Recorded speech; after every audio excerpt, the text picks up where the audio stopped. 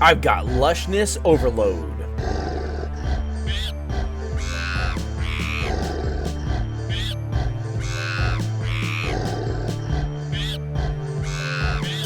Hello again, skunkmunkee here, and today in our snapshot update 21W10A, what do we have? Well, it's actually pretty obvious what we have. We have Lush Caves. Yes, we do. We have Lush Caves all over the place, and we'll just take a look right here at what's going on. Switch over into spectator mode, and as you can see, the entire world is Lush Caves. Yes, unfortunately, although we have Lush Caves in Minecraft, they only generate in single biome worlds. They have not yet implemented it so that we can have it in all different worlds. It's well, it just completely takes up the whole world.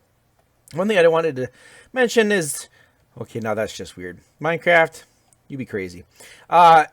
We have a lot of clay deposits with these Lush Caves, which is where the what are these things called right here? Let's go into creative and drip leaf. This is where the drip leaf can grow out of, is the clay and water. So there is going to be a lot of these clay deposits all over through the Lush Caves, and as you can see, they will populate any cave that they can find. In fact, they will go anywhere from the bottom of the world down where there's lava. You can see them down there, all the way up there to the top where they generate. There's just Lush Caves absolutely everywhere. And they look pretty cool. I really do enjoy the look of them with the little azalea bushes and all the different, the berries, the glow berries and stuff that's generating in here. And above them, they will generate the azalea trees now. So let's head on up here. That's not an azalea tree. Here we go. Here is our azalea tree. And that's not generating like any tree I've ever seen before. So they should really stand out from the rest. Now, hopefully they do have an azalea wood. Right now we just have oak wood with these azalea blooms and the azalea leaves on here. But I do hope that we get a new wood out of this. That would be amazing. New blocks are always fun. And of course, these do point to where there is a lush cave underneath. And we've got one spawning in the water. That one spawned literally underwater. That's kind of interesting. Huh. It's kind of cool, though. Anyway, these are going to be all over the world because, of course, well, there's Lush Caves everywhere. One other thing I want to mention is that if you look at the edge of where the dirt and the grass come together, there's a lot of, like, black lines. They have changed the coding language, software, whatever they use, to OpenGL 3.2. It's supposed to be improved graphics and ooh, I like this. This looks cool. Improved graphics and stuff, but apparently there's a slight issue because that black is not normal. As you get closer, it goes away, but I'm sure it's something that they're going to be working on. But yeah, there's been some other changes, so let's go check them out. The next few changes we're going to look at have to do with the Deep Slate. Now, there is a version of Deep Slate that is cracked bricks, and I think it looks pretty cool. And to get these, of course, you're going to want to cook your Deep Slate bricks in a furnace, and you'll get that. And then here we have cracked Deep Slate tiles. Now remember, Deep Slate tiles are not craftable at this point, and it makes me think back to when we first heard about all the deep dark and everything.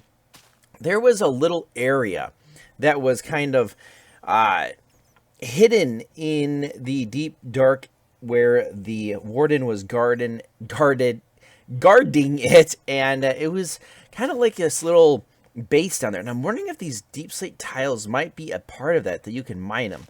And if they are, those are going to be some really sought after bricks because these things look awesome. They also changed the texture of the Deep Slate cobble just a little bit, or cobble Deep Slate, and you are now able to get that back to Deep Slate. Oh, sorry, that's the infested stuff. The regular Deep Slate by cooking that in a furnace. And then, as I just showed you, there is infested Deep Slate. And this stuff is going to be just, of course... Why can't I put that there? Huh. Oh, there was moss there. That's why. This will act just like the regular stuff until you break it. And you'll get the little silverfish. I'm guessing these will generate underneath of the mountains. Of course, there are no mountains right now. It is all Lush Caves. Speaking of different types of biomes, where fossils will generate and there will be down in the deep part of the world, instead of having coal ore, it will have a diamond ore. So that's kind of a cool thing to be finding. Won't find them here because you will only find those, I believe, in deserts and swamps. So yeah, not going to find them around here. But they have made some changes to the ores again. The iron is not such streaks as it was before. It's more fitting with the rest of them. So let's take a look. Here is the gold, the iron, the copper, the coal, lapis, diamond, redstone, and emerald. Now, a few of these will not actually generate down in the deep slate, such as the emerald and the coal, and I think the copper will not. The rest of them totally will. So they just add them in case, you know, people want to put them into like maps and stuff. But I really like the gold. That looks really cool, the way that kind of pops out like that. And three-dimensional, looks really nice. It kind of set into the stone. They also changed the diamond a little bit. They did. Hopefully you guys don't get too mad at that. But I like it. I think all of these are looking absolutely wonderful. Some people don't like that they aren't streaking the iron anymore, but I think this is a good look. It's more fitting with the rest of them. It just kind of stood out before. But I think these are great. Now, they are changing the ore distribution once again.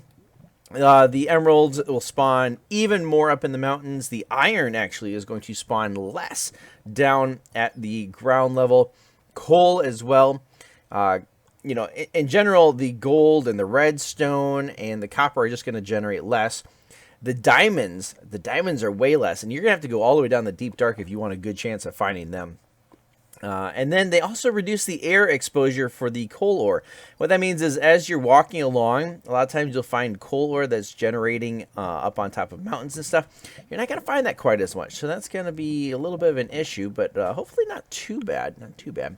But yeah, that is the new ore textures. Let's move on to the next thing. One important thing to note is that crack carvers, those holes that will go like all the way down past where bedrock used to generate, are much less common. In fact, I couldn't find any in this world.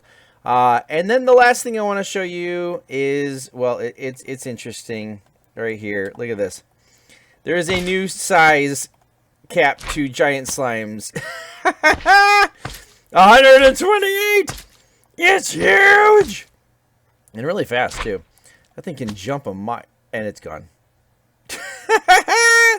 Yeah. It's a little glitchy. So those are all of the changes and additions to 21W10A, and I think everything is coming along quite nicely. Oh, look at this ravine. Oh, that looks so nice. I really like this. This is awesome. And you know what? They really need to come up with different types of ore generation for granite, diorite, and andesite. They really do, because it would fit in better. And I think that would look awesome. But probably not going to happen. Mojang, if you're listening, please do that. But if you guys enjoyed today's video, please leave a like, consider subscribing, turn on those notifications. You can follow me on Twitter. You can join my Discord channel, and host you guys in the next Minecraft Snapshot update. Until next time.